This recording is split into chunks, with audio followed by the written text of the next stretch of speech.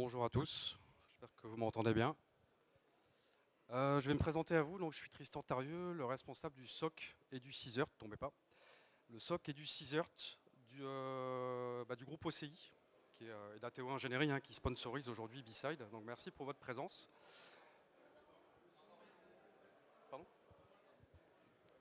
Pardon. Donc responsable du SOC et du CISERT, du groupe OCI et d'ATO Ingénierie, donc qui sponsorise aujourd'hui B-Side. Et donc aujourd'hui, la thématique de cette conférence est la détection et la réponse aux menaces sur les identités.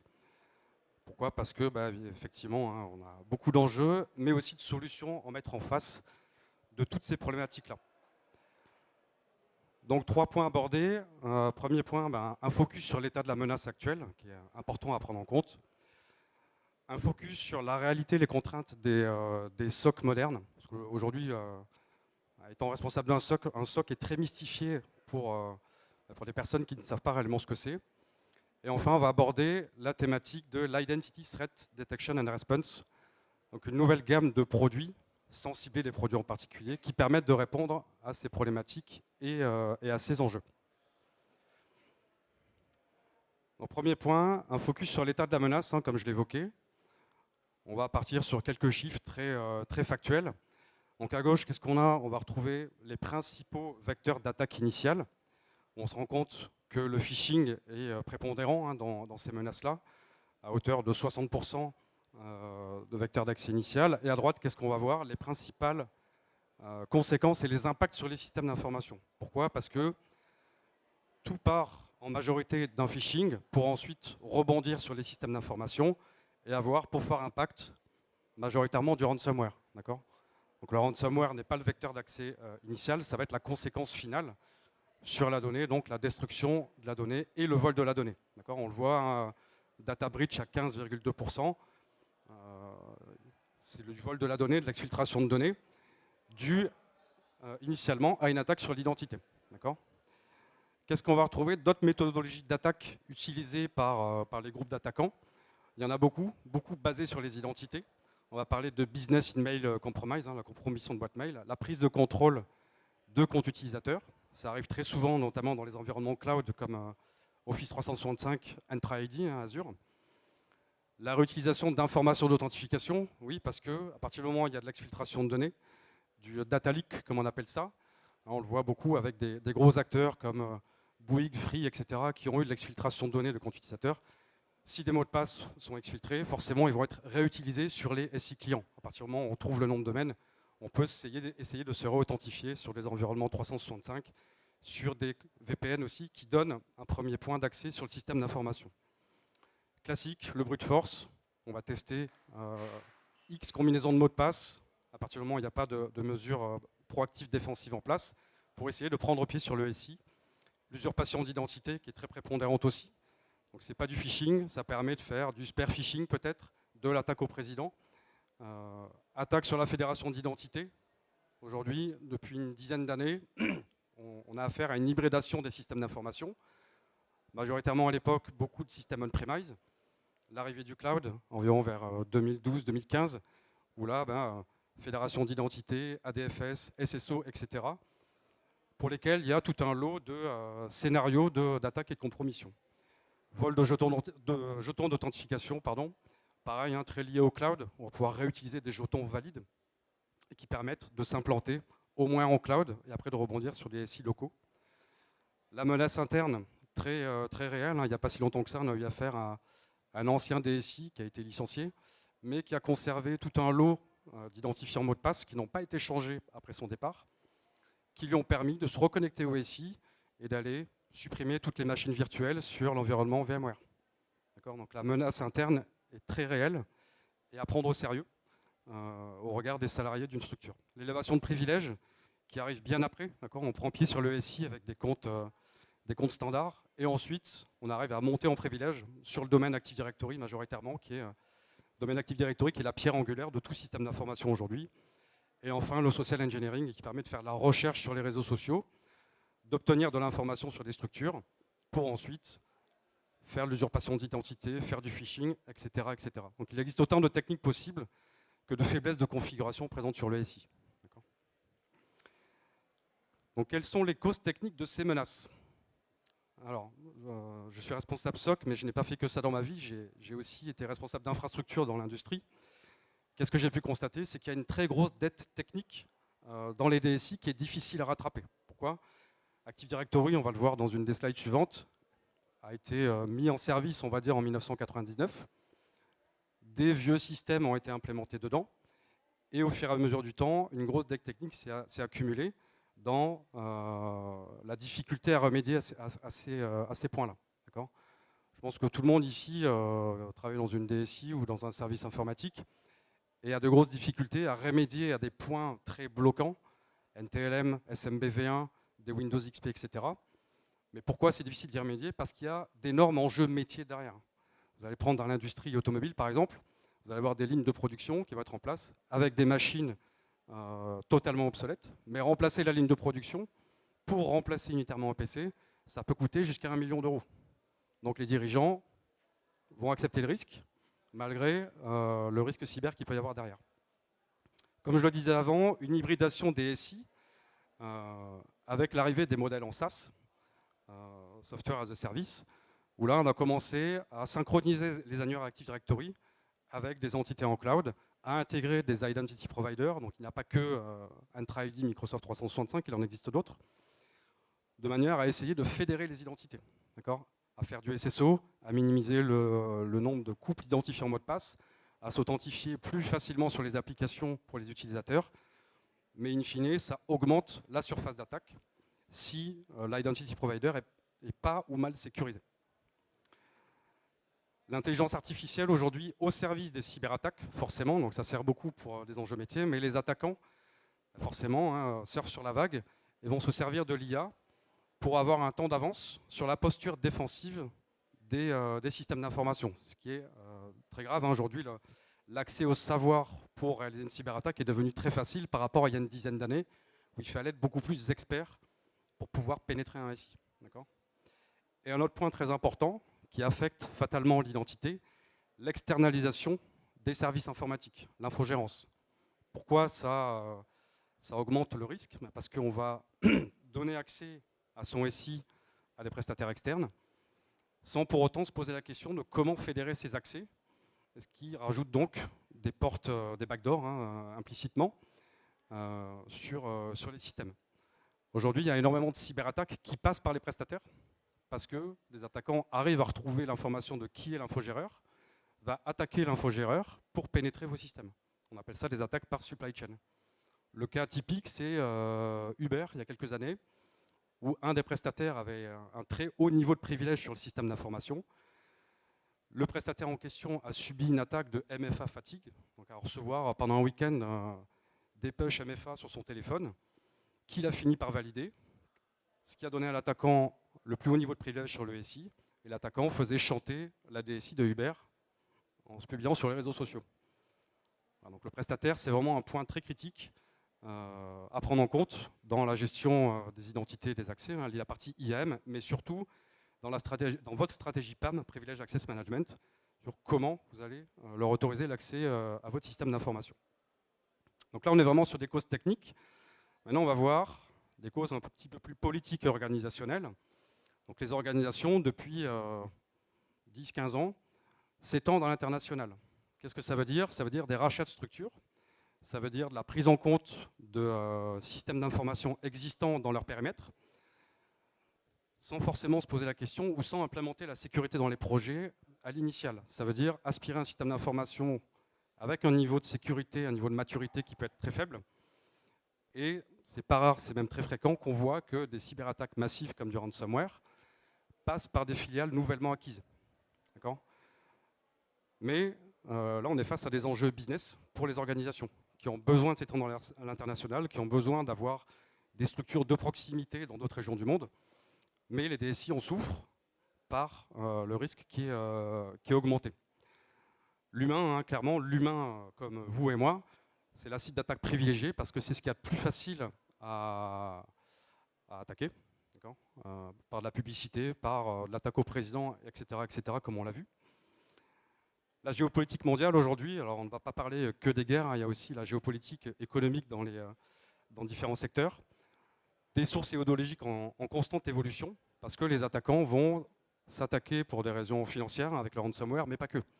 On va retrouver tout le lot d'attaques DDoS, tout l'espionnage industriel aussi, hein, pour prendre pied dans un SI dans le contexte industriel, c'est voler de la propriété intellectuelle pour pouvoir la revendre, ou des structures qui vont mandater des groupes d'attaquants pour essayer de leur voler de la donnée.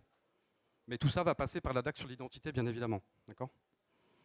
Et comme je le disais, des enjeux business qui impliquent une grande visibilité publique par les réseaux sociaux, par les actions marketing, ce qui donne beaucoup d'informations aux attaquants pour faire du social engineering, comme je l'ai évoqué tout à l'heure. Quelles sont donc les réelles contraintes des SI modernes par rapport à tout ce qu'on a vu? L'enjeu, c'est fédérer les identités, très difficile, c'est-à-dire contrôler et gérer les accès utilisateurs et prestataires, administrateurs et prestataires, ce qui est un gros enjeu, hein, parce qu'aujourd'hui, tout le monde est sur Active Directory, tout le monde est dans Office 365, tout le monde a besoin d'accès. Pour autant, est-ce qu'il y a réellement des stratégies IAM et PAM en place? Est-ce qu'il y a réellement des chartes prestataires, des chartes partenaires, des chartes utilisateurs, des chartes administrateurs qui sont en place, qui viennent régir ces aspects-là et qui permettent, d'un point de vue stratégique, de mettre ce qu'il faut en face derrière pour avoir des mesures de sécurité proactives? Pas forcément. Comme je l'ai évoqué tout à l'heure, quand on onboard une société externe ou un rachat, les DSI n'ont pas forcément le temps de se staffer pour mettre en place tous ces process et les faire respecter, parce que le business prend le pas sur la technique. Encore une fois, Active Directory, pierre angulaire DSI depuis 1999. Donc c'est des mécanismes de sécurité à la base qui permettent de gérer l'identité, mais qui sont devenus au service des attaquants. CF, la conférence de ce matin d'Alexis Costel, où vous pouvez très bien ne pas avoir de vulnérabilité, mais des chemins de compromission possibles sur votre système d'information à cause d'Active Directory. Gros challenge aussi, sécuriser un Active Directory, dans son cycle de vie, c'est très compliqué, surtout quand on a une dette technique à rattraper. Les vulnérabilités, on parle beaucoup de CVE avec un score CVSS en score EPSS. Donc une CVE, c'est factuel, ça permet d'avoir un premier pied sur le SI, mais généralement, ça débouche ensuite sur une attaque sur les identités. Pourquoi? Parce qu'à partir du moment où on compromet une machine, sur cette machine, on peut avoir, d'un point de vue Active Directory, des tickets Kerberos. Sur un serveur web, on peut très bien avoir un bind LDAP qui est réalisé, qui permet donc d'avoir une latéralisation possible sur un Active Directory. Donc tout peut partir d'une CVE pour rebondir sur une attaque, une compromission d'un domaine, par exemple. Les actifs exposés sur Internet, très critiques.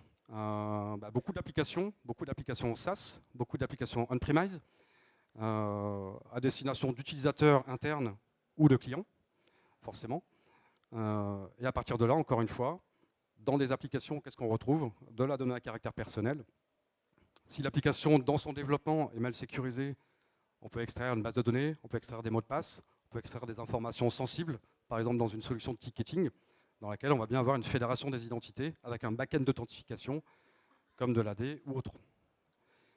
Et pour finir, la culture de la sécurité, qui est un très gros problème aujourd'hui.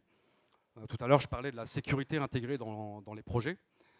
C'est quelque chose de très difficile à mettre en œuvre parce que culturellement, chacun est dans son run, a l'habitude de fonctionner comme il a envie de fonctionner. Mais les aspects de sécurité, personne ne se sent vraiment concerné. Notamment dans le monde de l'application, le secteur applicatif va développer à sa manière, mais ils vont responsabiliser les équipes cyber pour sécuriser une application. Pour autant, est-ce qu'il ne faudrait pas sécuriser l'application à la source plutôt que de mettre des outils en face? Une vulnérabilité, c'est très factuel. Vous avez beau avoir le meilleur firewall du monde, si c'est vulnérable et que les ports sont ouverts, ça passera dans tous les cas. C'est ce qu'il faut se dire, hein, c'est la réalité du terrain. Donc la culture de la sécurité, c'est du stratégique, c'est de l'organisationnel, c'est de la gouvernance. Et il est indispensable que les DSI, par le biais des RSSI aussi, acculturent les utilisateurs et les tiers dans ces sujets de sécurité. J'ai un sujet actuellement avec un client où l'objectif c'est de sécuriser une application web d'e-commerce. Il y a gros enjeux, environ une centaine de points de sécurité à contrôler avant de le mettre en production. Donc quelques technologies populaires dont tout le monde dispose à peu près. Donc on va retrouver de l'Active Directory, de l'Entra ID de l'Office 365, d'autres identity providers comme Okta, Keycloak, etc. et des solutions de MFA. Donc ça, c'est tout ce que vous pouvez avoir pour sécuriser vos accès au quotidien. Donc les enjeux majeurs face à tout ça, qu'est-ce que ça va être? C'est de ne pas confondre les technologies préventives en opposition à la stratégie de détection-réponse. C'est deux sujets différents mais qui se rejoignent. Qu'est-ce qu'on retrouve? Une multiplication et un manque de visibilité sur les menaces au regard de la quantité d'événements qu'on peut retrouver sur un SI. Avant, on avait un SI local, aujourd'hui, on a des SI partout. Donc la difficulté de corréler tout ça et de détecter est vraiment devenue très compliquée. L'objectif, c'est d'identifier le plus rapidement possible une menace pour pouvoir y répondre. Pourquoi? Parce qu'à partir du moment où on a une intrusion basée sur l'identité, c'est quelque chose que des technologies que j'appelle legacy, comme un EDR, ne pourront pas forcément voir. Ou alors on le verra à partir du moment où ça sera déjà trop tard et que l'attaquant aura déjà un pied trop implanté dans le SI. Chose qui me concerne aujourd'hui, quelle est la réalité et les contraintes des SOC modernes? Okay. Donc pour ôter le mythe, est-ce que le SOC c'est uniquement un SIEM? La réponse est non, bien évidemment. Le SIEM c'est juste un corrélateur de log. Pour autant, dans la triade de la détection, aujourd'hui, on va retrouver de l'EDR, endpoint, qui va surveiller des opérations de bas niveau, alors c'est pas réducteur, mais des opérations de bas niveau sur l'endpoint. Le NDR qui va se baser vraiment sur un flux réseau. Et enfin, le SIEM ou l'XDR. L'XDR est un terme très marketing aujourd'hui, qui va corréler des sources d'autres sources, donc du firewall, de l'identité, etc. etc. Voilà, donc un SOC s'appuie sur cette technologie-là pour pouvoir détecter et répondre. Si demain vous me dites je veux un SOC mais je veux que de l'EDR, mais que toute votre donnée est dans Office 365, au final on a tout faux.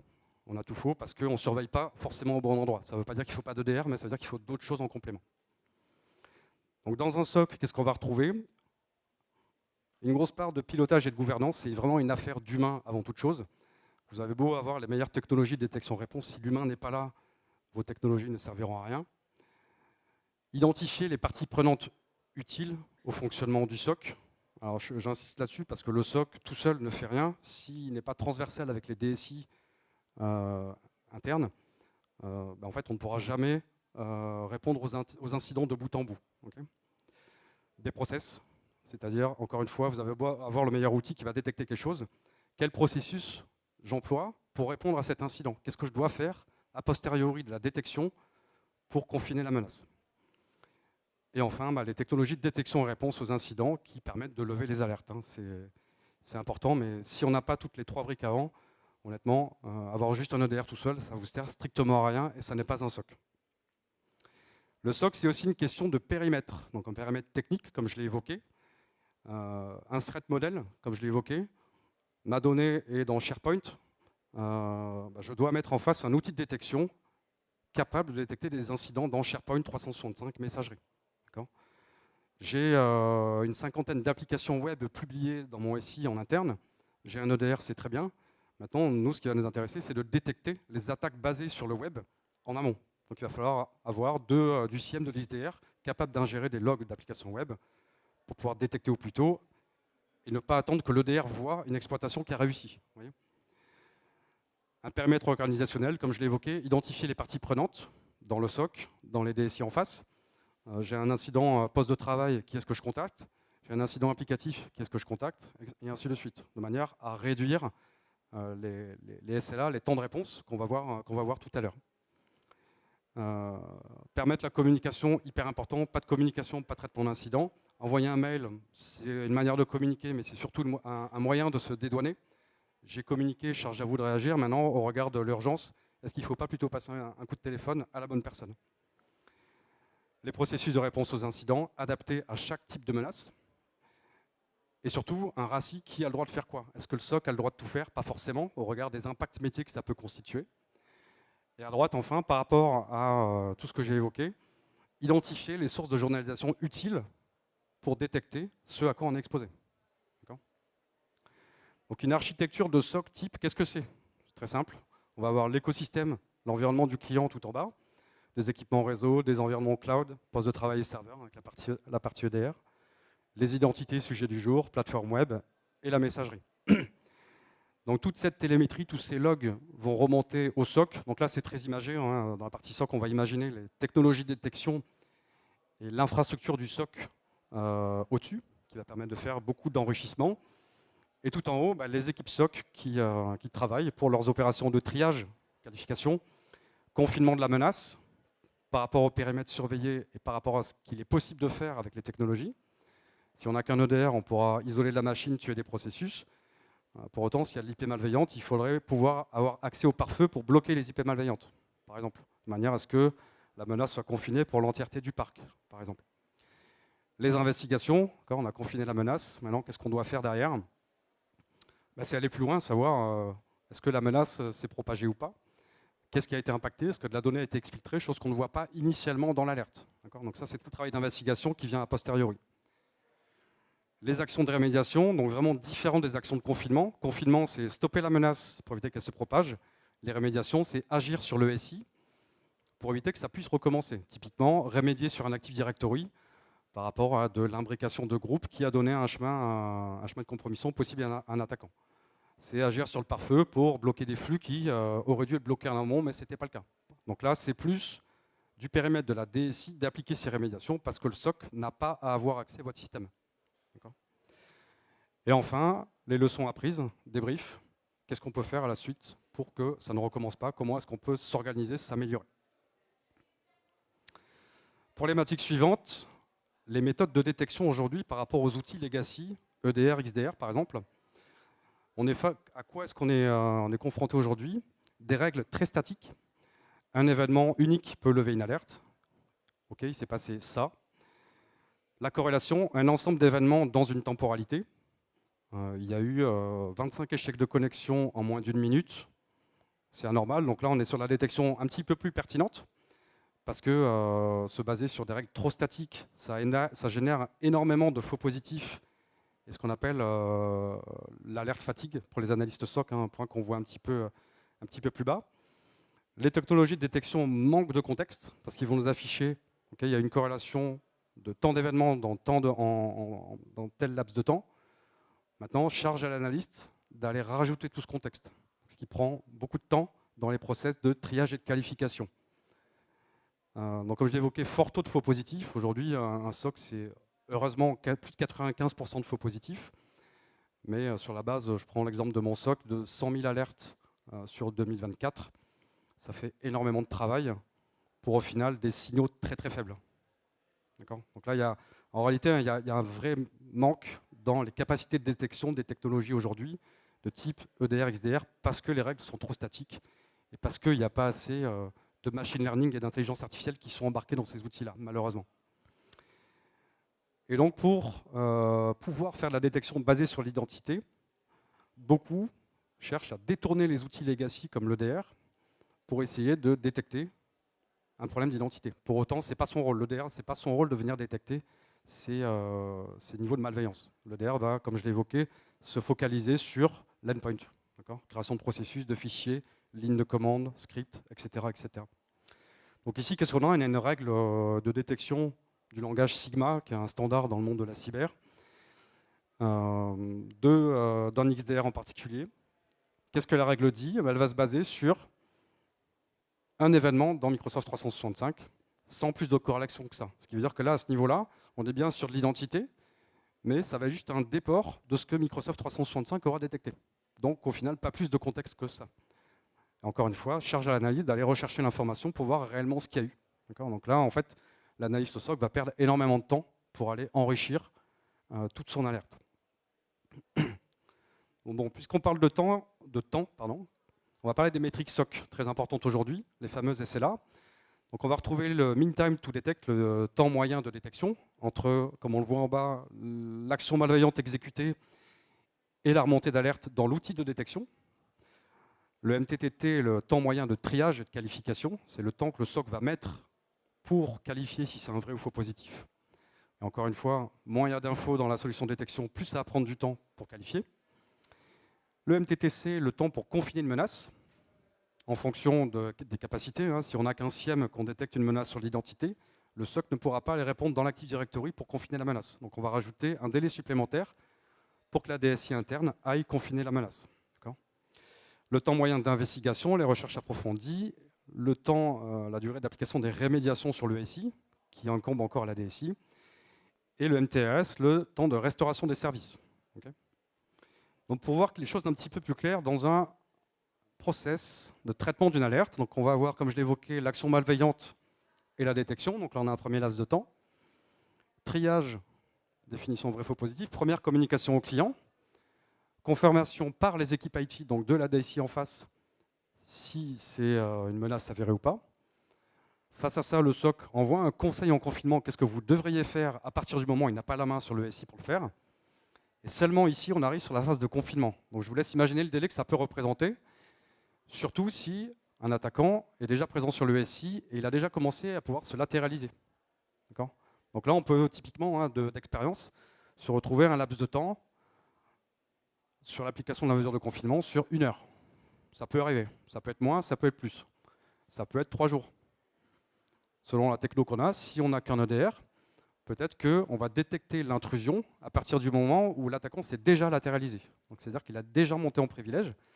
Donc à partir du moment où on applique les mesures de confinement, il y a peut-être tout un tas d'autres actions qui ont été mises en œuvre sur le SI qu'on n'aura pas forcément vues. Voilà. Donc ce qui va générer ici un arrêt de la production en général, selon ce qu'on voit, et donc ça impacte le business. Et donc là, après, gestion de crise, et ainsi de suite, blocage d'accès Internet, etc. etc. Je ne sais pas si parmi vous, certains ont déjà vécu des cyberattaques majeures. Je sais que certains dans la salle en ont déjà vécu et je les ai accompagnés. Ça peut être très très long, ça peut être parfois 1 semaine de coupure. Ça peut être plus, ça peut être moins, ça dépend des outils qui sont en place et le niveau de maturité cyber des équipes DSI en face. D'un point de vue plus technique, sur une attaque sur l'identité, qu'est-ce qu'on va chercher à savoir? Dans les actions de triage, qui est impacté? Quand est-ce que ça a été réalisé? Depuis où? Surtout dans les environnements en cloud. Qu'est-ce qui a été touché? Quels actifs? Combien d'occurrences il y a eu? Parce que ça a été une connexion, 2, 50, 600. Et comment? Par quel vecteur? Est-ce que c'est par un VPN? Est-ce que c'est un accès direct à 365? Etc. etc.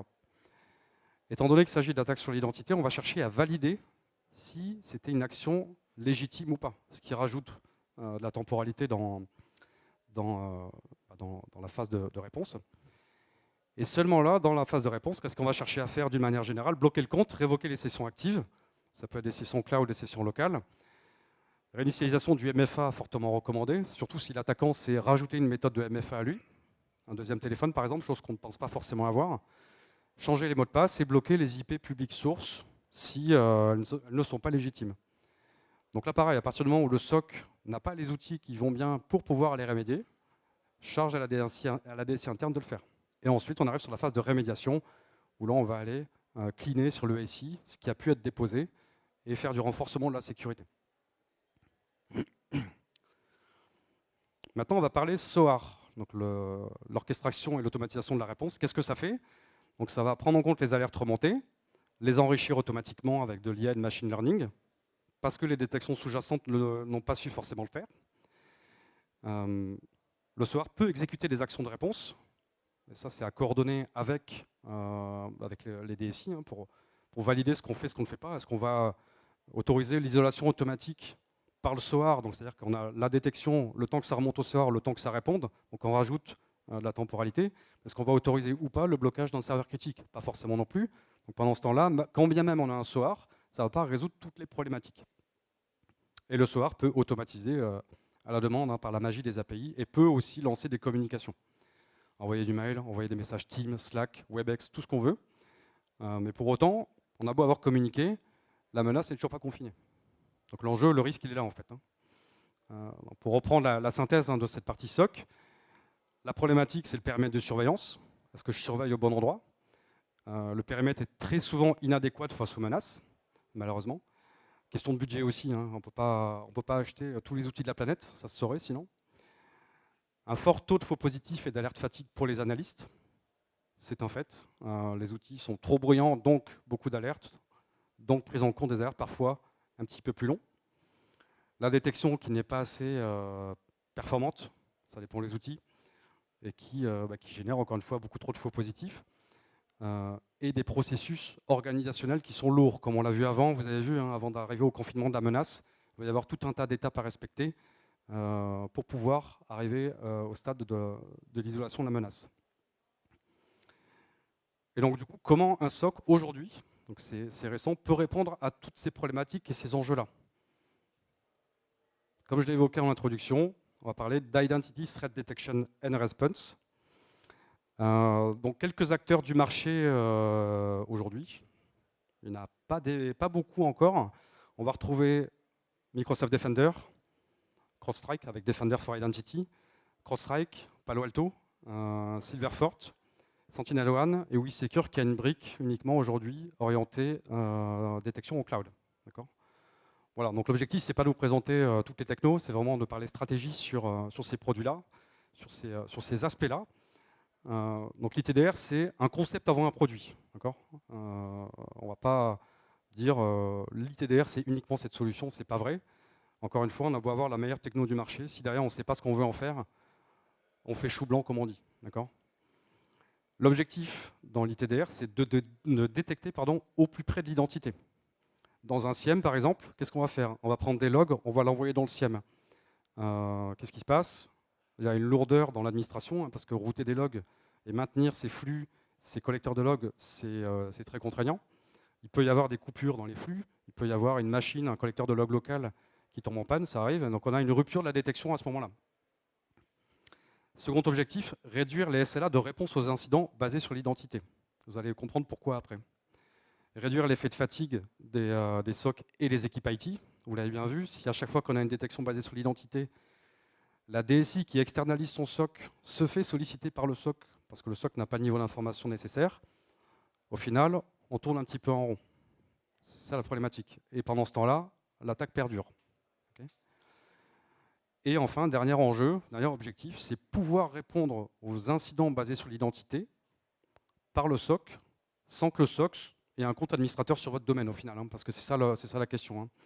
Je vous laisse imaginer si un SOC doit se connecter 50 fois par jour sur 50 AD différents de différents clients, pertinence zéro. Comme je l'ai évoqué tout à l'heure, le gros risque, c'est la gestion des prestataires. Donc ça veut dire que votre SOC a des accès sur tous les domaines de tout le monde, donc il y a encore une fois beaucoup de risques. Aujourd'hui, l'ITDR vient répondre à toutes ces problématiques-là. Pourquoi? Parce que cette techno-là, l'ITDR se focus uniquement sur les identités. Ça ne va pas être un SIEM qui va faire tout un tas de détections, y compris l'identité. Ça va vraiment être un outil dédié à cet usage-là. Donc en réponse aux outils standards trop légers, comme je l'évoquais, le SIEM, l'XDR, qui va être très lourd à maintenir, le DR dans lequel, selon les technos, on va pouvoir détourner l'usage pour faire la détection basée sur l'identité. Réduction des briques technologiques, ça c'est un gros problème aujourd'hui aussi. C'est que selon les cas d'usage, on va se dire ok, je vais acheter telle brique technologique pour cet usage, celle-là pour tel autre usage, et ainsi de suite. Au final, on se retrouve avec 10 technos, les budgets qui explosent. Comme je l'évoquais tout à l'heure, difficulté à gérer la sécurité parce qu'on a trop de briques. L'objectif maintenant, c'est d'unifier cette détection pour la rendre pertinente par rapport à votre existant. Vous prenez Defender, CrowdStrike, Palo Alto et autres technologies. Ils ont des briques ITDR dédiées, mais ils ont des briques EDR et des briques XDR sur lesquelles l'ITDR vient de se rajouter. Donc l'ITDR va bénéficier de tout le lac de données existant pour pouvoir améliorer sa détection et avoir un lac de données unifié et réduire les coûts d'acquisition. Ça, c'est très important. L'IA et le machine learning aujourd'hui, prépondérant. Alors, je ne suis pas du genre à aller sur ChatGPT toutes les 2 minutes, mais dans ces technologies-là, les modèles d'IA sont bien entraînés pour détecter du pertinent sur les identités. Il y a forcément des faux positifs, on ne va pas se cacher, on ne va pas se voiler la face, il y a forcément des faux positifs, mais c'est vraiment des modèles entraînés pour cet usage-là uniquement, basés sur l'expérience d'années et d'années d'incidents de sécurité de ce type-là. Architecture simple et unifiée par des agents légers et transversaux aux EDR, ça c'est important, de manière à prendre l'identité au sens large et pas que l'Active Directory, parce qu'il peut très bien avoir une compromission d'un compte local sur un PC qui va permettre une latéralisation sur un domaine. Si on ne récupère que les logs dans l'Active Directory, on va être aveugle sur le reste, parce que l'EDR ne fera pas de détection forcément sur les comptes locaux. C'est là toute la nécessité d'avoir rendre transversal EDR, ITDR, XDR, et rajouter du NDR derrière. Et donc des actions de réponse directes, on va voir après quelques slides, pour optimiser les opérations de triage, le temps passé sur les réponses à incidents, jusqu'au confinement de la menace, décomplexifier le processus organisationnel. La durée critique, c'est jusqu'à temps que la menace soit confinée. L'enjeu, il est là. C'est là où l'ITDR vient répondre à ça, on va le voir tout à l'heure.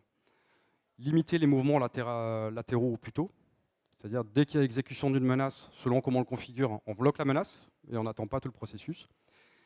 Et éliminer les SPOF au niveau des SOC et des DSI de l'expérience. À partir du moment, les DSI ne sont pas toujours énormes, à partir du moment où il y a une personne qui gère l'AD et pas deux, on est déjà sur un SPOF. La personne peut être en congé. Qui va réaliser les actions de réponse à ce moment-là? Possiblement personne. Et donc, on va être obligé d'isoler une machine plutôt que d'isoler un compte utilisateur. L'impact n'est pas le même selon les contextes. Donc, des fonctions clés, je vais passer rapidement dessus. Donc, un agent unique et unifié. Au niveau plateforme, pareil, lac de données unique, une interface de détection unique aussi, et les réponses automatisées en temps réel. Donc, ça revient à ce que je viens de dire. Quelques playbooks de réponse. Je nomme pas la technologie, ce n'est pas le thème du jour. Qu'est-ce qu'il est possible de faire en automatique dès une détection ITDR? Activer du MFA, bloquer des protocoles obsolètes au moment de la détection et pas d'une manière générale sur le parc. À partir du moment où il y a menace détectée, on va bloquer. Donc je vous laisse imaginer si vous devez mettre en œuvre du blocage de SMB au moment d'une attaque, qui sait le faire, comment le faire? Ça peut prendre 3 jours, par exemple. Donc là, au moment de la détection, on stoppe la menace immédiatement. On va bloquer des versions obsolètes de NTLM, par exemple, bloquer des connexions RDP et forcer du MFA au moment où il y a une détection. L'attaquant qui n'a pas le MFA ne pourra pas aller plus loin dans son intrusion. C'est là l'intérêt du produit. Donc ça, c'est une stratégie à mettre en place avec le client. On peut avoir très bien que de la détection, pas forcément de la réponse, mais l'objectif, c'est bien de couper à l'attaquant ce qu'il a pu commencer à faire dès la menace, et non pas attendre la fameuse heure que j'ai évoquée tout à l'heure. L'enrichissement apporté, ici, la technologie va nous donner tout le contexte tout de suite. C'est-à-dire que les opérations de triage et de qualification sont déjà réalisées par l'outil, et l'analyste n'a pas besoin d'aller lui-même chercher toute l'information dans tout le lac de données, parce que pareil, ça peut prendre du temps.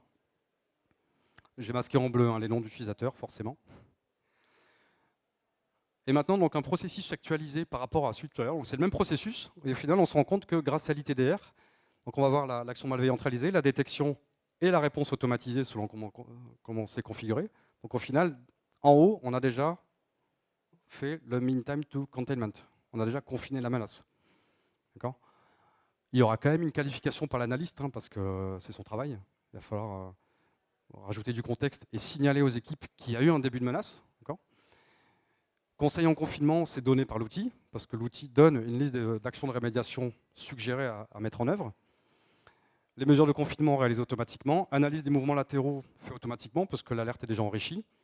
Et derrière, on va quand même renforcer la sécurité sur le SI par les équipes. Mais au final, on se rend compte qu'ici, on va se retrouver sur un mean time to detect et to containment et to investigate, possiblement d'1 minute, versus 1 heure, 2 heures, 3 heures derrière, voire plus, selon la disponibilité des équipes. Ce qui va minimiser les arrêts de production possibles sur vos systèmes, parce qu'on va vraiment isoler unitairement la menace et pas isoler tout un parc pendant une durée indéterminée. Voilà. J'ai presque fini. Conclusion, donc l'ITDR, c'est magnifique, c'est pas la question. C'est pas la réponse à tout non plus. Et surtout, ça ne doit pas impacter le niveau d'hygiène de sécurité des systèmes d'information. C'est pas parce qu'on a de l'ITDR qu'on doit s'arrêter de faire du renforcement Active Directory, par exemple, qu'on doit arrêter de mettre des stratégies de mot de passe, de mettre du MFA, etc. etc. L'humain reste de toute façon le vecteur privilégié de cyberattaque aujourd'hui avec les vulnérabilités, malheureusement. Donc tout ce qui est campagne de sensibilisation pour les utilisateurs, il faut continuer à en faire pour avoir vraiment une approche de la défense en profondeur. Sensibilisation, stratégie de mot de passe, MFA, protection de la messagerie, antivirus, Web Application Firewall. Et après, avoir une stratégie de détection et réponse avec des outils de ce type-là, EDR, XDR, NDR, ITDR. Cartographier CSI, c'est avoir la capacité d'adapter sa stratégie de détection. Comme je l'évoquais tout à l'heure, si on a une 50aine d'applications publiées sur Internet, mais qu'on ne surveille pas les logs d'applications web, déjà, on n'est pas bon. La cartographie des SI, aujourd'hui, dans les builds de SOC que je vais pouvoir réaliser avec des clients, avec mes équipes qui sont présentes dans la salle, c'est accompagner les DSI à recartographier leur SI, et surtout d'une meilleure manière, ce qui n'est pas une mince affaire. Encore une fois, ne pas confondre la posture préventive et réactive aux incidents. Un anti-spam, c'est préventif, un EDR, c'est réactif. L'EDR, enfin, toutes ces technologies de détection vont voir à partir du moment où l'action malveillante a été réalisée. Alors qu'un anti-spam va bloquer ce que lui connaît. Donc on est sur deux aspects différents qui se rejoignent, mais qu'il ne faut pas confondre. Le SOC, ça c'est un point très important, ne doit pas accéder à vos SI directement. Encore une fois, hein, si le SOC se connecte à vos firewalls toutes les 5 minutes, ou sur vos AD, il y a un gros trou dans la raquette, c'est que le scope n'est pas bien défini et qu'il y a un côté un petit peu intrusif. Donc, des SOC qui vont vous dire, moi je me connecte chez vous, je remédie, c'est pas recommandé, on va dire. L'ITDR, bon, on l'a vu, hein, permet vraiment une grosse amélioration dans les capacités de détection-réponse sur l'identité. C'était le thème de la conférence. C'est des technologies peu connues aujourd'hui, mais très performantes, que je recommande vivement d'installer au regard de l'état de la menace. Selon les secteurs d'activité, si vous avez vraiment des délais courts pour répondre, il vaut mieux mettre un petit peu plus de budget. Hein. Les ROI sur les produits de sécurité se calculent et on se rend compte qu'ils sont très vite rentabilisés à partir du moment où vous avez une intrusion sur vos SI. Et surtout, le choix d'un ITDR doit vraiment être adapté à votre écosystème existant. Si vous avez une technologie de tel type dont la marque ne fait pas d'ITDR, c'est une chose. Par contre, si vous avez une technologie A, mais que vous prenez l'ITDR B, alors que le A fait aussi de l'ITDR, vous ne rationalisez pas la pertinence de la détection et surtout les budgets. Voilà. Donc, je suis ouvert pour en discuter si vous voulez. N'hésitez pas si vous avez besoin. Si vous voulez scanner mon QR code. En tout cas, j'ai terminé et merci de m'avoir écouté.